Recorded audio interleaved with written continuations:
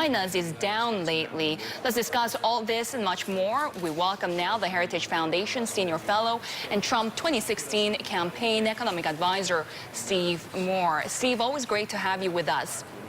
So we're seeing President Trump now tightening rules when it comes to Chinese investments into the United States, while at the same time holding trade talks, low-level trade talks. How will this play out when both things are going on at the same time? Well, you know, that discussion that we just heard Donald Trump give in terms of the importance of intellectual property and American technology is really at the heart of a lot of these trade disputes that we're having with Beijing right now.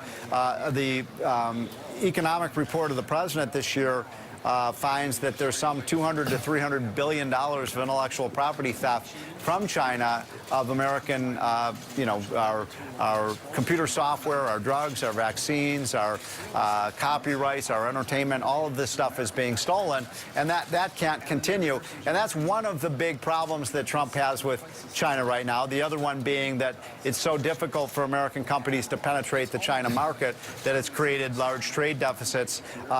It's an evolving game. It's a high stakes game of poker that Trump is playing right now, and it's still too hard and early to predict how this is going to end.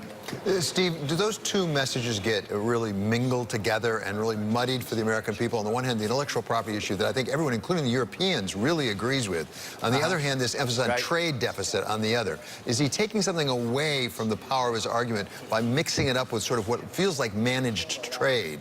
The things that were happening to happen. Well, look, I'm a free trade guy, as you know, so I want tariffs to be as low as possible. And I've had many discussions with Donald Trump about this issue over the last couple of years.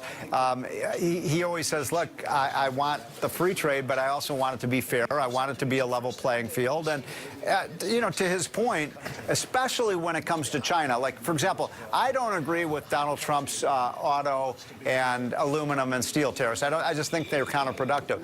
But when it comes to China, I think most Americans would agree he's got a point that we've lowered our tariffs, we've lowered our trade barriers. They're bringing a lot of stuff into the United States, and that leads to low prices for American consumers. That's a good thing. But it has not been reciprocal. You've heard Trump use that word a lot, reciprocal. It's not reciprocal. China, it's so difficult for American companies to do business over there.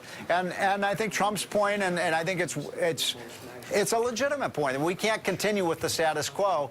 For a lot of years, we've used the kind of carrot of lower tariffs. Now Trump is using the club of higher punitive tariffs, and we'll see whether this strategy works. Steve, another legitimate point is that the markets, particularly the equity markets, have done very well under President Trump's leadership. Earlier this morning, he took to the airwaves to say that, in fact, if there was a move to impeach him, that the markets would crater. Do you agree with him? Look, the market loves Donald Trump, and they love his policies. The stock market's up almost 40% since the day he was elected. So there was something big going on with respect to investor confidence and business confidence in light of a president who's very pro-business and puts America first and American businesses first. Now, look, I don't think that there's anything to this talk about removing the president. I mean, this is a president who's doing this job incredibly well in terms of putting America back to work.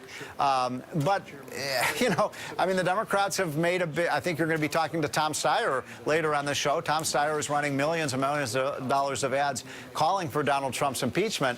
But as long as the economy stays as strong as it is, you know, unless Donald Trump is truly guilty of a very high crime, I just don't think it's very likely to happen. Steve, whether or not he's impeached is a different issue, but the impeachment process and everything else that comes with it would act as a distraction at a time when the effects of the tax cuts are fading. So how will it distract from other priorities of the administration, such as, say, infrastructure? We have stopped talking about other plans.